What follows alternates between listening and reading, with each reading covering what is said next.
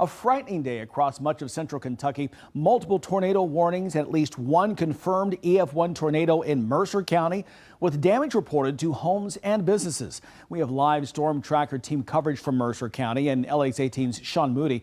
But let's first begin with Chief Meteorologist Bill Meck.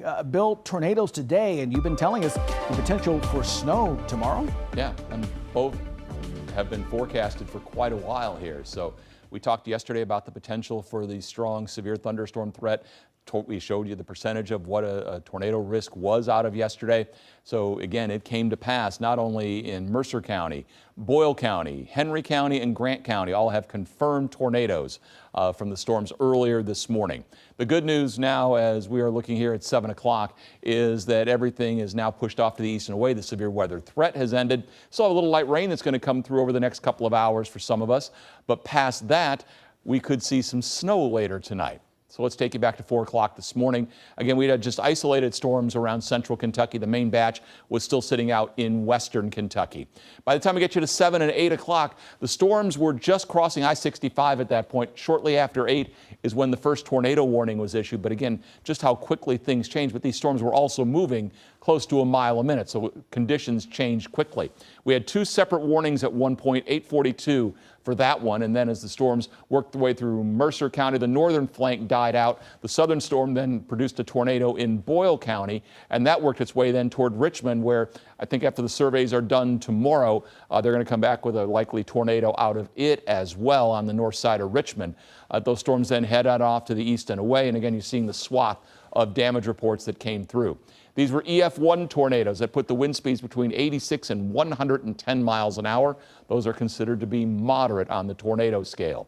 The last of the rain exiting off to the southeast, so we're getting rid of it. Then our attention changes to this, the potential for snow later tonight and tomorrow. Now you notice it's streaky, so not everybody's going to be seeing these snow showers, but if you get under one, it may come down at a pretty good clip for a while. Some of this may just be flurries, but the high terrain, the far southeast, we have a snow advisory in place because of the potential for some accumulating snow. It's getting colder through the night. We're going to talk about that, the snow, the tornadoes, and an earthquake. We'll have that in a couple of minutes. Just pile it on, Bill. We'll talk to you in a few minutes here. Our storm tracker team coverage continues now with the latest from Madison and Mercer counties, both of which were battered with rains, winds, and thunderstorms today. Evening Edition's Sean Moody joins us now live from Mercer County to kick off our storm tracker team coverage. Sean, good evening. Hey, good evening, Larry. The worst parts of the storm here in Mercer County hit in the West Harrodsburg area. This is one of a handful of homes that had damage here on Cornersville Road. You can see that roof caved right in on that workshop. Homes like this one belongs to Jacob Long, his wife, and their 2 kids. Evening Edition's Megan Mattering caught up with the homeowners while they were cleaning up, assessing the damage, and considering themselves lucky. The house Jacob Long left this morning isn't the house he came home to just hours later. You know, the first few pictures I got were pretty rough.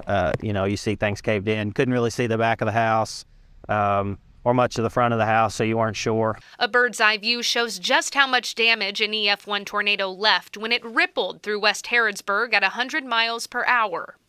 Kind of caved in my garage, kind of got the foundation there a little bit. It's tore up some of the roof on the back of the house. His garage, filled with woodwork and the tools to go with it, took the brunt of the storm.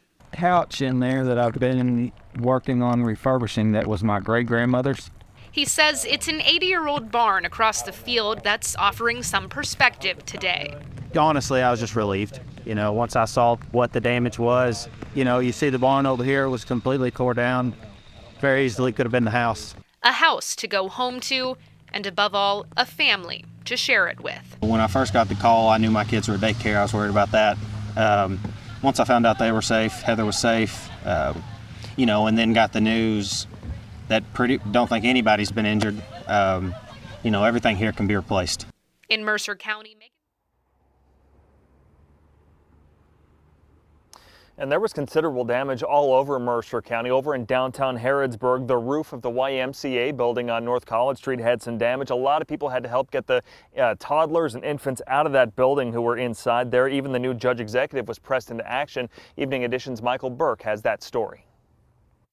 I'm a mama too. I would hope that anybody would do the same thing for me. Sworn in as Mercer County's new judge executive just weeks ago, Sarah Steele learned today that the nature of that job can vary. Came to the door and said, what can we do? And we were handed babies, and so there we went.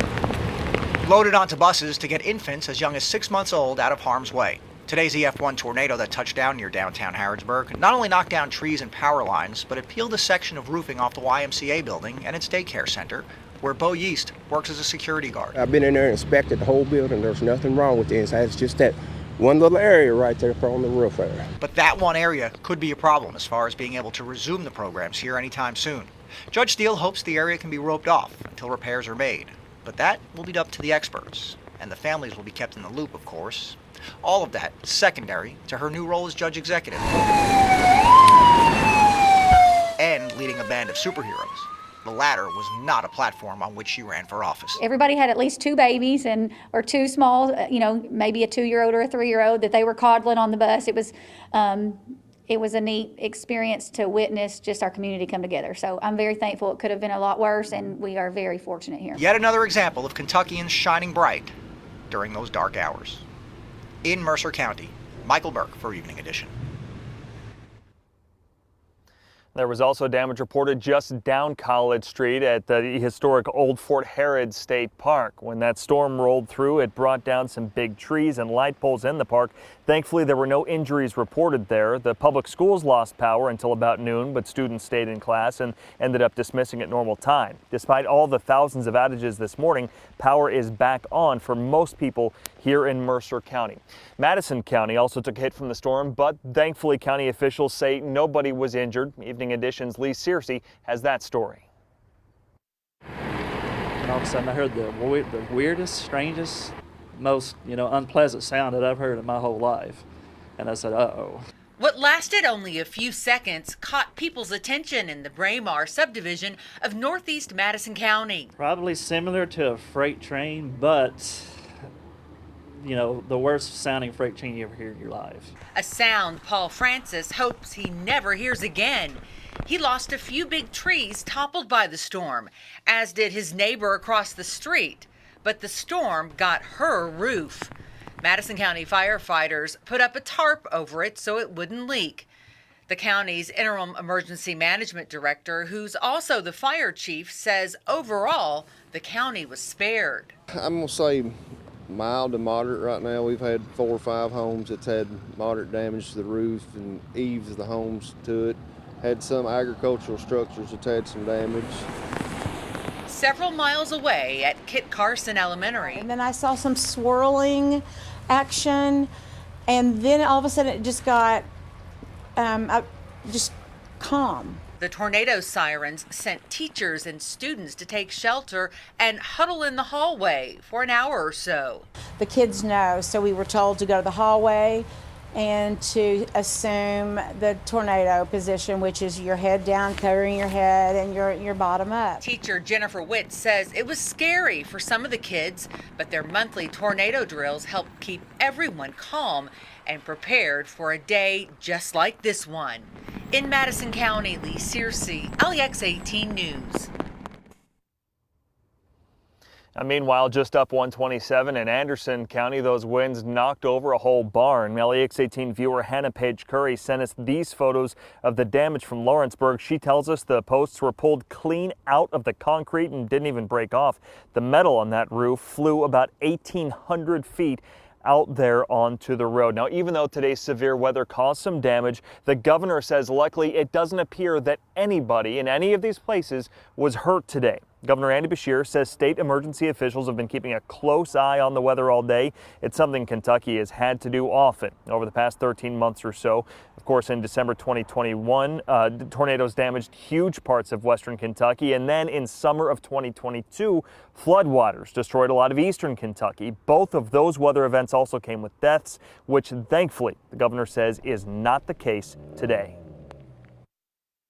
We have received reports of damage. I have not yet received any reports of injuries, and that is a very good thing. However, the governor does encourage people to take it easy on the roads as hazardous conditions can quickly happen. And he says it is important to make sure you can get up-to-date weather alerts at home or wherever else you are. Now, speaking of up-to-date weather alerts, know that you can trust LAX 18 with the most accurate forecast. Stick with us on air for the latest predictions and download the free Storm Tracker weather app. That gives you the ability to track the forecast while you're on the go.